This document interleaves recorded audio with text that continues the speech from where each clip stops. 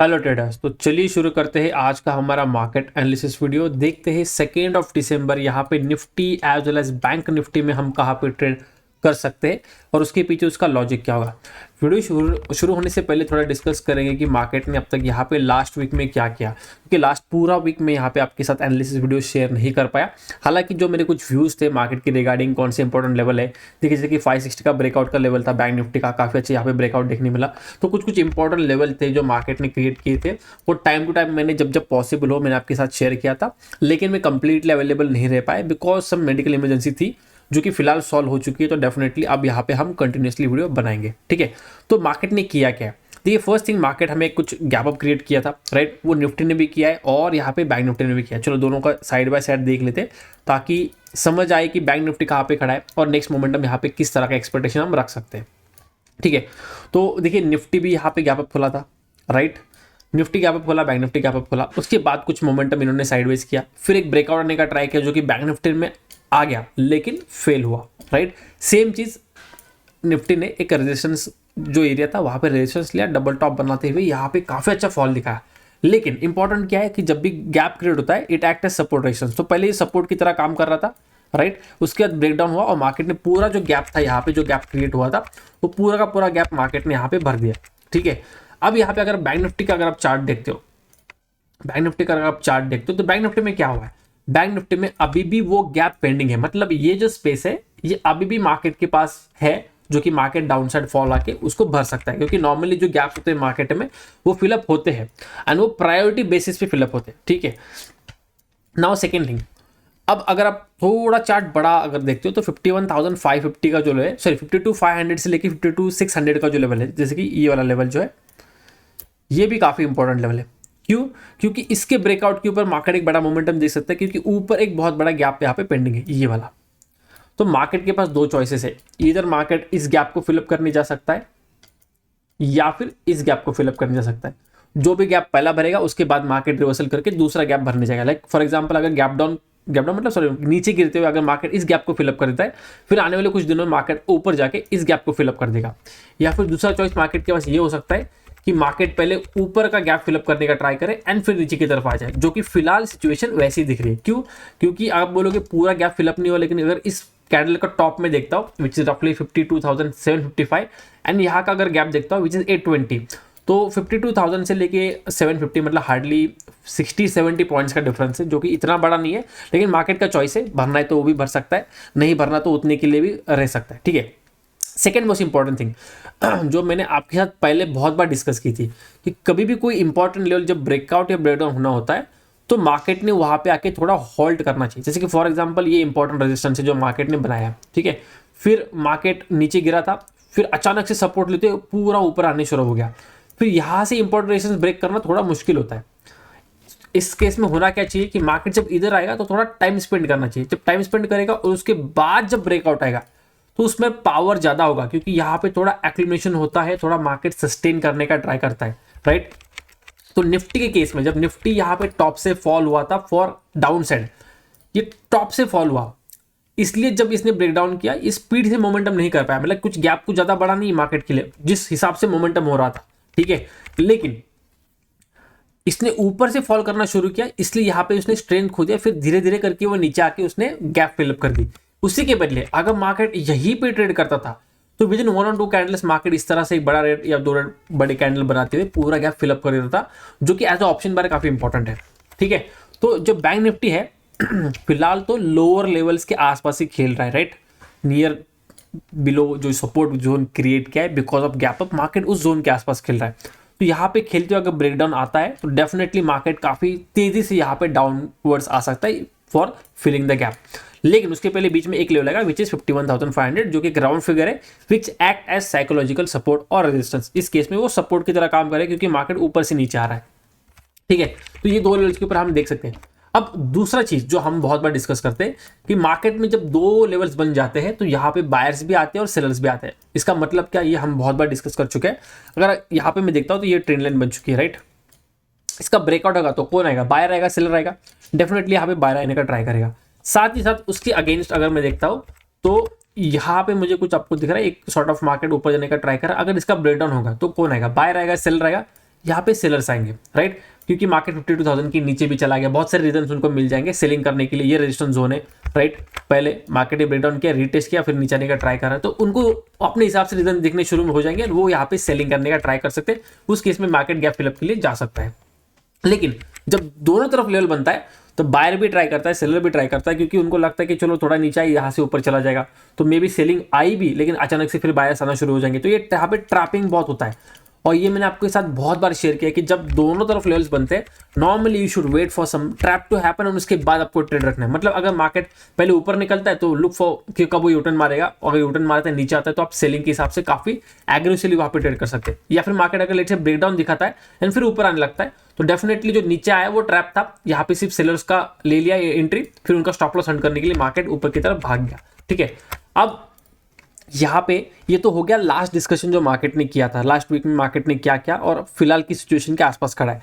कल के लिए प्लानिंग कैसे करनी है, देखिए कल के लिए हम अगेन दो तरीके से प्लान करेंगे। एक फर्स्ट मॉर्निंग का फर्स्ट मोमेंटम किस तरह आ सकता है, एंड देन उसके बाद सेकंड हाफ में मार्केट या फिर ओवरऑल क्लोजिंग किस तरफ देने का मार्केट ट्राई कर सकता है। ओके, अब अगर आप दोनों को कंपेयर करो, बैंक निफ्टी फिर भी काफी अच्छी जगह पे यहाँ पे क्लोजिंग की है और वहां पे दोनों की तरफ ट्रेड बनेगा। लेकिन निफ्टी जो है इसने क्या किया, अगर आप देखते हो काफी अच्छे यहाँ पे बाइंग मोमेंटम दिखाया, सॉरी गलत टूल हाथ में उठा लिया, हाँ ओके। तो निफ्टी ने यहाँ पे क्या किया है, सॉर्ट ऑफ एक हेड एंड शोल्डर पैटर्न बनाया, फिर ब्रेकआउट करते यहाँ पे होल्ड करने का ट्राई किया, फॉल नहीं किया। तो यहाँ पे भी आप कोई इस तरह का लेवल लगा लेगा, कोई इशू नहीं है। लेकिन मार्केट थोड़ा नीचे भी आएगा तो ये सपोर्ट ले, तो यहाँ से बाइंग की तरफ जा सकता है। तो जब तक 24,070 का लेवल ब्रेकडाउन नहीं होता है इन केस ऑफ निफ्टी, तब तो यहाँ पे सेलिंग का सोच का कोई मतलब नहीं है। सेम चीज हम मॉर्निंग के लिए एटलीस्ट बैंक निफ्टी में भी यहाँ पे बाइंग के हिसाब से सोचेंगे, ना कि सेलिंग के हिसाब से। तो मल्टीपल रीजन है। फर्स्ट थिंग, हम यहाँ पे तो कुछ डब्ल्यू पैटर्न सॉर्ट ऑफ चीजें बनती हुई दिख रही है, राइट। सेकंड थिंग, यहाँ पे ट्रेंड लाइन है जिसका ब्रेकआउट करने का मार्केट ने ट्राई किया, और साथ ही साथ तीसरा अगर देखो 52,000 के ऊपर यहाँ पे बैंक निफ्टी ने क्लोजिंग बेसिस पे ये हुआ है, मतलब जो फ्राइडे है वो 52,000 के ऊपर क्लोज हुआ है। अब कुछ लोग देखते हैं कि क्लोजिंग प्राइस एलटीपी, कुछ लोग देखते हैं और कुछ लोग देखते हैं एडजस्टेड क्लोजिंग प्राइस। तो हम नॉर्मली एडजस्टेड क्लोजिंग प्राइस की बात करते हैं, जो कि आपको फॉर एग्जांपल यहाँ पे दिखता है। ओके, तो ये जो प्राइस है 52,055 पे एडजस्टेड क्लोजिंग है, और अगर आप एलटीपी देखो दिस इज 52,023, राइट। तो 20-25 पॉइंट का डिफरेंस है, कभी कभी ज्यादा होता है डिपेंडिंग लास्ट में कितना मोमेंटम आया। तो बस यहाँ पे आपको वही चीज देखनी है कि कितना डिफरेंस है, और एडजस्टेड क्लोजिंग प्राइस हमेशा आपको प्रेफर करना है। ओके, तो यहाँ पे ज्यादा कुछ मोमेंटम किया नहीं है तो क्लोजिंग प्राइस एलटीपी को ज्यादा दूर नहीं होगा, तो इतना मैटर नहीं करेगा। लेकिन जब ज्यादा डिफरेंस होता है तो डेफिनेटली आपको यहाँ पे एडजस्टेड क्लोजिंग प्राइस ही देखनी होती है। Okay, because that will make more sense कि मार्केट कहाँ पे क्लोज किया है, नेक्स्ट आपको मोमेंटम किस हिसाब से देखने मिल सकता है। अब यहाँ पे देखिए, जब मार्केट इस लेवल के ऊपर क्रॉस करेगा विच इज रफली 52,100, तो जो 29 जो फ्राइडे का यहाँ पे हाइज था, या फिर एक अगर आप बोलो 28 का जो स्विंग्स है उसके ऊपर मार्केट क्रॉस कर देगा, उस केस में यहाँ पे बाइंग मोमेंटम आ सकता है टिल 52,250 से लेके 300 का लेवल। उसके बाद नेक्स्ट फिर 500 का टारगेट आएगा। लेकिन फिलहाल तो मॉर्निंग के हिसाब से हम बाइंग के हिसाब से सोच रहे हैं मार्केट को, लेकिन सेकंड हाफ में यहाँ पे सेलिंग आ सकती है which can actually make bank Nifty to break the levels. कौन सा लेवल, ये वाला 51,800 का, इसके नीचे मार्केट शार्प फॉल कर सकता है टिल 51,500 या फिर 51,200 डिपेंडिंग अपॉन द मूव। या फिर अब देखिए एक्सपायरी वीकली तो बैंक निफ्टी में रही नहीं है, राइट। तो प्रीमियम्स किस तरह से चलेंगे, प्रीमियम हमेशा यहाँ पे हमें मैक्सिमम तरफ मैक्सिमम टाइम आपको हाई दिखेंगे, 600-800 रुपए का आपको प्रीमियम देखने मिलेंगे, और उसके बेसिस पे परसेंटेज वाइज गेन आपको कम दिखेगा, लेकिन पॉइंट वाइज गेन आपको ज़्यादा दिखेगा।